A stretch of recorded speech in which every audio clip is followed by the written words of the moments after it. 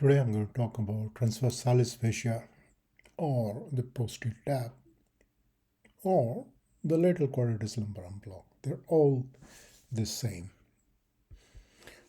Why do we need to know about this block? So this block is a versatile block. Since it is done posteriorly, that is more proximal to the origin of the nerves, it tends to give a better coverage, and it also blocks the lateral cutaneous nerve, which is often missed out when classical tab blocks are done. So let's look at the nerves of the anterior abdominal wall. So what you see in this figure, the number one is the 7th intercostal nerve, and it supplies the skin just below the xiphoid process. The second one is the 10th intercostal nerve that supplies the skin at the level of the umbilicus. And then we have this number 3, which is the subcostal or T12 that supplies the skin of the suprapubic region. And then 4 and 5 are the ilioinguinal and ilioepigastric nerves. Looking at the nerves on the anterolateral abdominal wall, the same nerves, just looking at slightly differently. So what we have is the one are the same, the anterior cutaneous nerves, branches of the intercostal nerves. And then we got the subcostal, which is second one. Third and fourth are the your ilioinguinal and ilioepigastric nerves. And fifth is the lateral cutaneous branches. These are the ones which are often missed when we do the standard tab block. Now looking at the course of the subcostal nerve or the ilioinguinal nerve, it's same for most of the nerves, and you can see it as it emerges, it passes anterior to the quadratus lumborum.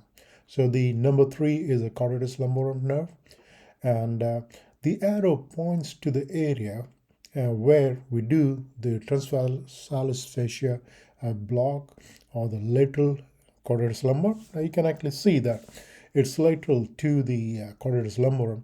So the quadratus lumborum is surrounded by the thoracolumbar fascia. Okay. And what we're seeing is that the nerve pierces the transversalis fascia and then travels below the internal oblique fascia, and that is the tab plane. That is where it's number 5. Okay. So when you block it at the point where the arrow is marked, that is the transverse fascia or lateral quadratus lumbar posterior tab, at this point the transversalis muscle and the your internal oblique muscles have joined together, and the fascias have joined together. There's no particular name to this point, so we just call it the transversalis fascia block. So how do we do them? Obviously, once you secure the IV line, monitoring, and in our cases, we tend to do it after we have induced anesthesia in these patients. The patient can be turned on the side. So the block which I'm actually going to show the video was done in a donor nephrectomy. This patient was already in the lateral position. They were going to do a laparoscopic donor nephrectomy. The patient was already in the most appropriate position. So we had the patient, here it is shown as left lateral, but actually the patient was in the right lateral position. And it's better to actually go from anterior to posterior so that the spread occurs more posteriorly or to the proximal origin of the nerves. So here is showing them how the you place yourself. So the machine is on this side, and everything is in the line of the vision. The needle is again done in plane. This is just showing how the probe is placed and how the needle actually comes in, and it covers all the nerves because they are in a compact region and so we get a better coverage of the machine. It can also be done in a patient with supine position. I tend to place a sandbag, and this allows me to actually move the probe more sort of distally. And I'll stand on the other side and the machine facing me. And this is how I normally do in supine position. Now here is just the scanning part. I will try to show the various parts. So you see that that's your internal oblique, okay, and that's the fascia that was going there. So it's moving too fast. That's the transverse abdominis muscle, okay, and there it tapers off. So that's going posteriorly. So that part is the anterior part. That is the little part, and that's where we will deposit. That is the Quadratus lumborum muscle. So that's the fat, the superficial fascia, external oblique, internal oblique, transverse abdominis, and you can see that how the tapering happened. It's better to actually go slightly more lateral. You can block it anywhere. The nerves are there. If you actually have a nerve stimulator, you can stimulate the nerves as well in these patients. So we'll likely in this one going to show the block being done. You will see the needle coming from the anterior part, and that pierces the external oblique, and then it's going to pierce the internal oblique, and then onto the internal oblique fascia. You pierce it. Now it's not done it properly, so you need to go a little bit more in.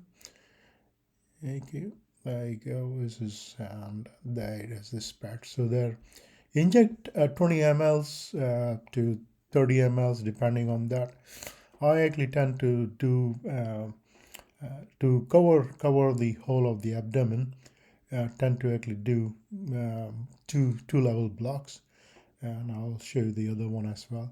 So you can see that it's actually spreading, but you need to move a little bit more. Yeah, so that's gone a little bit too deep. Okay. So in the other part here, again you can see the anatomy. We got the fat. We got the external oblique fascia, internal oblique fascia. Here, there is a split within the internal oblique fascia. So though that's where your internal the iliogonal and iliohypogastric nerves are.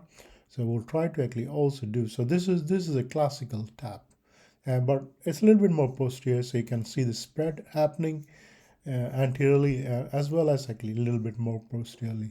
And those are the nerves there, the iliogonal iliohypogastric nerves.